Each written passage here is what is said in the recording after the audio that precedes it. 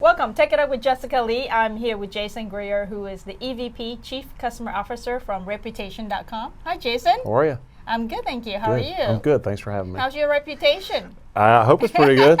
I Coach Jack. So Reputation.com, for those who don't know, they help companies, a lot of B2B companies and B2B2C companies, Right. to manage their reputation and customer experience. That's right. So tell us, there's an evolution that took place with the company. It used to be a lot more B2C, and now it's a lot more B2B. It was originally founded more in the consumer space, and I think what's really interesting, the way the company has evolved, is it kind of aligns with how the economy has evolved. And so, if you think back over the last even 20 years and how the world has changed, and how we have really become this feedback economy. We now are smack dab in the middle of a feedback economy where everybody has a voice. And whether you want to use that voice on Facebook or Instagram or Twitter, or you want to leave a review or post in a forum, everybody has a voice and has the opportunity to be heard. And so how that impacts how customers and consumers and businesses need to function and thrive. It's different. It's different to function and thrive in a feedback economy than it was in the previous world.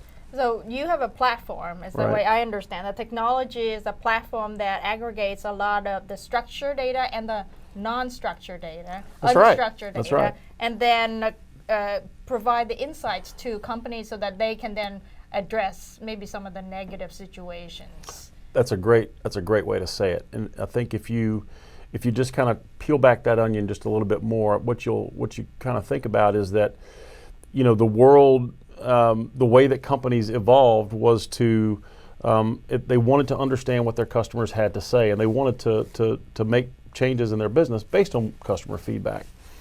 And in the past, they had to rely on their own CRM systems and the data that was in that CRM system. Like the surveys. That's right. Okay. And so what we know and what we've learned is that it's really, I haven't met a company yet that has great data.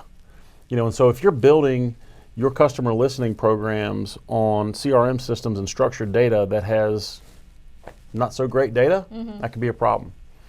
At the same time, what's happened is with Twitter and Instagram and Facebook and then reviews, they didn't exist 20 years ago, and now they do. And so what it's created is a whole new category of data that didn't exist. And so I call that data in the wild. Data in the wild.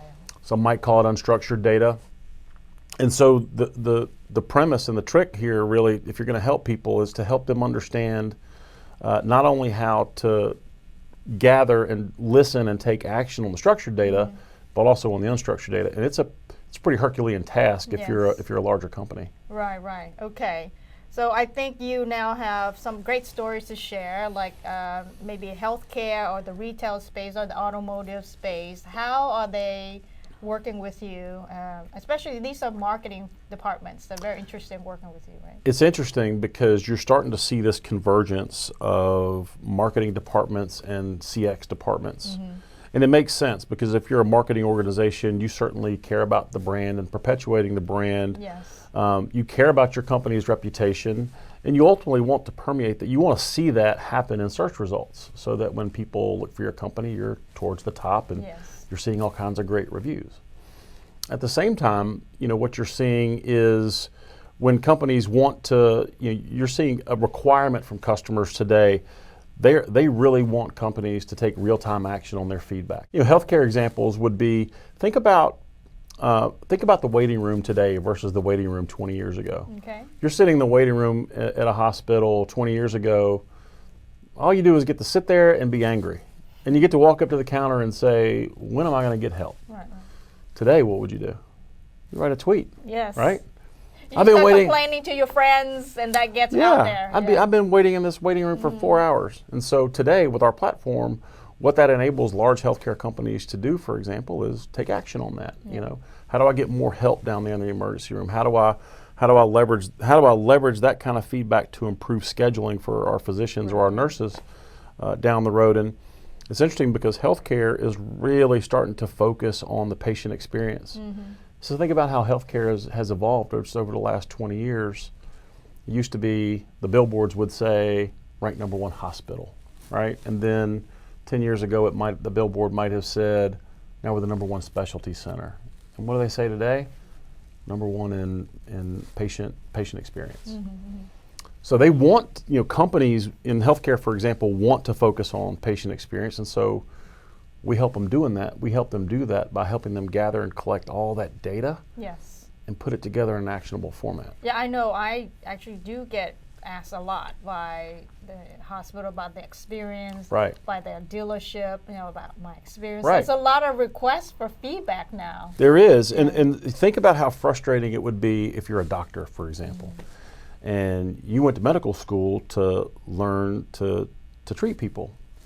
And you go and you read a review about yourself, and you get a negative review, and guess what? It says nothing about your bedside manner. It says nothing about your expertise in diagnosis, and it says nothing about the amazing prescription that you wrote to help me feel better.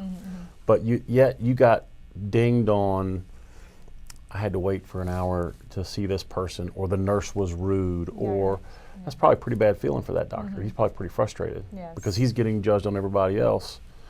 On the flip side, what if you're the nurse who brought my dad a warm blanket, or the nurse or the lady from the cafeteria who made my mother a special meal, but because there was a bad outcome, they never got credit for it. So it's really about being present for people, regardless of the industry. It's how are you as a company present for people and ensuring that they're having an outcome that meets their expectations. Let's talk about reputation score. Yeah. I think everyone is familiar with the CSAT score, the NPS, then now there's the reputation score, and I'm fascinated to hear how is that different? You mentioned social media feedback is missing from the other scores, so the reputation score is actually more comprehensive and more accurate. Well, so first of all, I've been a practitioner in this space for roughly 20 years, let's say, and just like anything else, best practices evolve over time, and so I certainly was a big fan of CSAT, when I was first in the business, and frankly, I was a big fan of NPS, and in a previous life, did a lot of work with it, and frankly, felt like there was a lot of good behind, a lot of good intentions behind it. The problem with those metrics, which, by the way, were originally kind of put out there to lend a metric that says we're listening to what you have to say, and as a result, here's what we've done, and as a result, here's how you're scoring us on that feedback, right? And the intent was for them, especially with NPS, is to be a predictor of future business success. So as my NPS rises, my revenues rise. The problem is that it didn't keep up. And so if you think about when NPS, for example, was invented, there wasn't Twitter or Facebook. That's right. There wasn't social media is just changing everything. All that data in the wild didn't exist. And so if you're building, a customer experience management platform based on customer sentiment and customer feedback, and you can't capture the source of data that is far and away the biggest source of data today. Data in the wild. Data in the wild. So this reputation score is kind of this amalgamation of all the good that came out of NPS and CSAT, but then it also kept up with the economy and the times and added in all the things that you have to have in order to be successful in today's world. Like what? Like accounting for your online sentiment, accounting for things like review spread, review length, business listing accuracy, number of reviews, time in between reviews. I mean, there's a whole laundry list of things that go into this algorithm to make sure that it properly accounts for what's going on in the world, in the wild. Okay. So is this a subscription service that companies sign up? How does it work? It's SaaS business, but there are parts, in our CX practice and with surveys, that's obviously competitive with some of the bigger survey players in the space today. But we're a SaaS software company. Okay. I heard you actually have benchmark reputation scores for healthcare, automotive, and what else? You have 4 different sectors. Well, today retail, automotive, financial services, and healthcare. And the idea is similar to what we were talking about earlier with things like NPS and what did people do in the past. They wanted to benchmark NPS. Everybody's been NPS. Yes.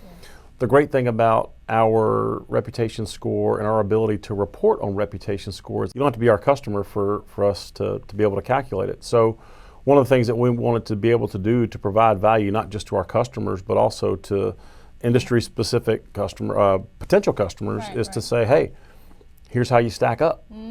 And so we've done that now with retail, we've done it with financial services, we've done it with healthcare, and we're getting ready to launch it for automotive here in the middle of August. Wow. So are you getting the responses from people who are not using your service, but now they realize there's a benchmark and they want to get help? It's been really interesting. We've had several non-customers actually mention that report in their earnings calls, for example. Because they've done well on the right, ranking. Okay. Right.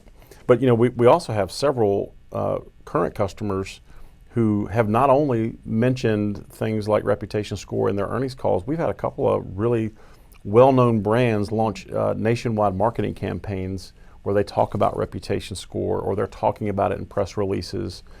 So it's been phenomenal to see how people have adapted to it and leveraged it to help run their business. Right. So maybe eventually reputation score becomes a standard, just like NPS is now known. That would be the goal. Yes. I mean, I think we have to keep proving it out and keep making believers out of people to for them to adapt it. But I can tell you that the people who use it and take it seriously today are doing well. All right. Okay, Jason, what is this CX redefined that you've been saying? Well, I think what you're starting to see is this convergence between marketing and CX.